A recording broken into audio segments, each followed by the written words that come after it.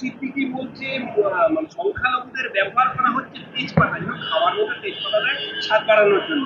আবার ইব্রাহিম সিদ্দিকী বলছে চায়ের ভাঁড়ের মতো, মানে চাকে ভাত না, বেড়ে আমি দিচ্ছে, তারা বলছি একবারে গিয়ে এই যে নেতারা মুসলমানদের, যারা এতদিন মুসলমানদেরকে ঠিকা নিয়েছিলেন, মুসলমানদের ভোটের এরা হচ্ছেন এজেন্ট, টিএমসি সিপিএম কংগ্রেসকে বারবার জিতিয়ে নিয়ে এসছেন।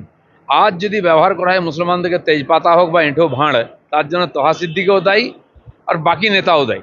আজ মুসলমানদের প্রশ্ন করা উচিত, নিজেদেরকে তারা মুঘলদের পরম্পরার মনে করেন, উত্তরপুরুষ মনে করেন সেইভাবে, কিন্তু এত ক্রিমিনাল কেন মুসলমানরা, এত অশিক্ষিত কেন?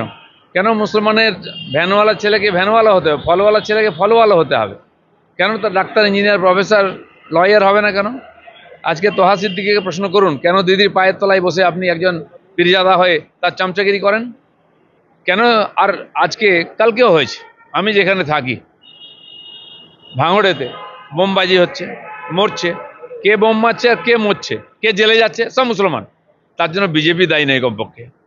আর ওই ওই পরিপ্রেক্ষিতে নওশাদ সিদ্দিকী বলছে যে বিজেপির জুজু দেখিয়ে সংখ্যালঘুদের ভোট হাতিয়ে নিচ্ছে। নওশাদ সিদ্দিকী না, নওশাদ সিদ্দিকী কার ভয় দেখিয়েছে?